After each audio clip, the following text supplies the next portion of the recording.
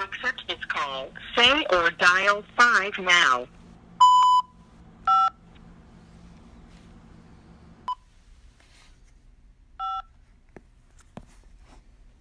Thank you for using Global Tel Link. What's happening? Hey, how you doing, man? Good. I finally get to talk to you. Yeah, I know. We've been going through everybody all these years, for 4 years, because of Detective Biddle, no outgoing mail, no incoming mail, no phone, no visits, and if I want to hire an attorney, they got to get approved by a judge, county council for the sheriffs, and the DA. Man, I've been following with great interest. Russell Poole wanted to apologize to you. Yeah, I heard that, man. He's a good guy. I never lied to him or nobody because, all that stuff, they know who was going on behind all that stuff, Yeah. Well, he couldn't, in his mind, separate you from Death Row Records. And as we were doing the investigation, I said, you have to understand, Russell, that, Mr. Knight was, in the car next to Tupac. I mean, that's not... And then with the Biggie thing, Mr. Knight was in jail. And I met somebody who was in jail with you at the time, and he said it's impossible that he was on a cell phone back then. Impossible. It's definitely impossible. I mean, the one thing, too, with Tupac, I still got a 45 bullet into my skull. And the thing about it is, they've been knowing all this type of stuff from day one. And that's why they violated me and sent me to prison last time. And the other thing is, for Biggie's son, I'm quite sure if they saw the first one, they would saw the second one because it's the same circle of people, It is the same circle. I mean, Yeah. I got tapped on the shoulder by one of the cops' daughters that was involved, and she told me. I mean, this isn't conjecture anymore. We know the facts. Yeah. It's the same people, same circle of people. Yeah. Have nothing to do with me, No. I'm in a little bit, though, I'm in Wisconsin. They found a blood clot in my leg, Oh, yeah, that's what I heard. Yeah. Yeah, so Wednesday before Thanksgiving, all my legs and stuff swelled up. So when they sent me to the outside doctor, they checked out a blood clot in my leg, which is real serious because they can move up faster and your leg can kill you. So Yeah. they got me taking 2 shots of blood thinner and a pill at night. And then since the county jail, I was taller than the bunk and I was wider than the bunk in 2904 for almost 2 years or something. So I used to have to sleep balled up. So it messed my disc up a little bit in my back. So I got to fix that, nerve or something. County jail will tell you, but they put you in the wrong place, Oh, yeah. No, absolutely. I'm in Wisconsin right now. How you doing up there? I'm doing good. I'm in Wisconsin. I drove George. Oh, good. I drove George Papadopoulos to prison. What happened? I drove George Papadopoulos, the Trump guy. I drove him to prison. Oh, he'll be all right. He got good company on the way to prison, Yeah, exactly. And you're a good guy, man. Absolutely. Yeah. That'd be real good because people need to actually know, because a lot of people is blind to situations in prison. And then some people get treated 1,000% worse in prison, so that should be accounted for too, Well, I told him before he went in, I said, George, I really want you to talk to the inmates there and ask them how should the prison system be reformed? Right. Because, what an opportunity for him to go in. It's only 14 days, but still a lot of smart people there, and he needs to ask them. And if you have any problems, you can use my name. Exactly. I told him when he gets out, I said, you know what? I want you to talk to somebody. And he said he'd love to talk to you. So we'll make that happen. If he's a friend of yours, he's a friend of mine. Exactly. A lot of this stuff is just basically the public is naive to a lot of stuff. Yeah. And a lot of things in dealing with incarceration, even business, is a lot of politics, I mean, it's like I never should have went to prison the first time I went to prison, but I had caught the accounting firm who Jimmy introduced us to. They owe like about 30-40 million dollars, you know. Wow. And they was giving them. See, my thing with my accounts was I signed all my checks.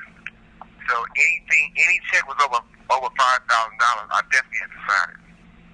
And they was giving David $100,000 a month, and David said he was giving Jimmy a kickback from the $100,000 a month. So we was paying him for all the work he did as an attorney, and they was giving him $100,000 a month. Wow. And buying cars and houses and stuff. Yeah. So. Wow. So that played an effect on my me getting a violation when I shouldn't have got a violation. Well, that whole Orlando Anderson thing, man, I mean, it was really bullshit. Yeah, I mean, even when he came in, they put him on stand, and the judge asked me, says, do you know Suge Knight? I said, you don't know Suge Knight. I said, what did he do? The only thing he did was help me and save my life, which I basically did because, you know, Pac was my little brother and the #1 artist out on the bond, and if he would have got in trouble, he was going back to prison. Yeah. So I knew it was cameras everywhere in Vegas because I went to UNLV. They just take us to the top and let us watch. So, you know, I was breaking up saying not that, you know, cut that bullshit out right in here. But at the same time, they just played with the thing the way they wanted to play with it. And see, the thing is, those guys, if you go back and watch the film, they was already stalking Pac, like watching him. So that just tipped the iceberg when something happened. But there was a plan already to do something to him. Yeah. And that's why, like I said, I had two of the toughest guys for him, and Reggie pulled them off of me. It didn't have to happen. I told him to send 5 guys from the club to there, and they never said nobody. Yeah. And Frank blocked us in purposely. Later, he told us at the streets. They told him to do it, you know. Yeah. His constant, hey, Frank got so bad he died, you know. Oh, yeah. No, absolutely. And Michael Moore. Yeah. And then Perez and them was all involved. They were trying to kill me too, but see, because Perez and Reg was good friends, and Perez and Sarita and Reg is great friends, and so all those three together was trying to plot, you know. Yeah, exactly. Yeah. Russell got it right before he died. So, yeah. Yeah. Well. And you know, and the sad thing about it, Orlando wasn't even the shooter, you know. No, exactly. No. And they said that, but that's not at all. He was actually a good kid too, you know. Yeah. Well, that's what I've heard from Compton. My judge said he watched the tape 97 times and still couldn't say I did anything. Yeah. He asked him, could he just give me less time, like 1 year, or back on probation? And the lawyers never said, yeah. They all kept saying no, but that's not true. He could have. Yeah. And I got the paperwork to prove from 2 different DAs and all attorneys. I never had a firearm when I went on probation for it. I mean, when you come see me, we need to really sit down because I got other people involved and stuff. But you should really be involved with the movies and the documentary stuff because it's not just because a lot of part of the history need to be shown, need to be said because it can help people in the future, you know? Well, the truth is actually the best story that's ever been told in a film, I believe. Oh, always. Yeah, always, definitely. That's why I'm saying that's why it's so important to get these things out and you're the right person to do it because the truth doesn't just stop with one person. No. The truth put the law down, the facts down that they don't keep happening again. Well, think about it. You got drugs, you got guns, you got jealousy, you got music, you got, you know, I mean, it's just such a rich story. Yeah. I mean, all kinds of really cool things in this story. Really, yeah. Wisconsin, that's a great football state right there. Oh, yeah, no doubt. And, you know, Green Bay. Definitely.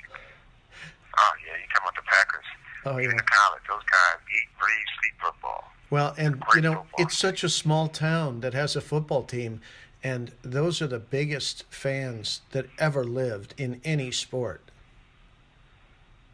What you think the Raiders going to do in Vegas as a football team? I think that's such a great move for, you know, for Major League Football. I mean, it's like, I mean, for NFL. It's a great move. I think we'll hopefully I can be finishing up my time soon because I would love to be there to consult those guys because they need somebody to consult them because there's a lot of opportunities that go the wrong way. You got to watch what clubs you go to, what strip clubs you go to. Yeah. Watch out for the hookers. Watch out for the slick stuff. You know, you got to turn it into a real occupation job as an athlete and a family place, you know? Yeah, exactly. Because the most important thing about going there, they got to win. And if guys is out past curfew and hanging out too late or getting in trouble, you can't win, you know? Yeah. Yeah. They need you. You need to be out, man. Your family needs you too. Did you hear about the team? Yeah, my family really needs me because I take care of my whole family. My kids are great. Yeah. I'm blessed to have great kids. Yeah. Russell never liked Biddle. I mean, huh? Russell Poole never liked Biddle. He told me he didn't trust him. This is the thing. When I got shot, it was 37 cameras in one oak. Yeah. Biddle was a detective on that case. He said, well, one day I'm going to cross you. So when the thing happened in Compton, how you the detective on that case also? Yeah. Big conflict of interest. Russell was going to the sheriff's to talk about the conflict of interest when he passed away. Yeah. He was a good guy. He was a good guy. And then Sheriff Ball handed the shooter the gun, and the next day he took him to the airport. They called him in and said, well, did you take him to the airport? First he said no. Then they showed him what he did. The only thing they did was fire him, but they never said nothing about it, you know? Yeah. Well, they didn't even fire him right away. They fired him a year later.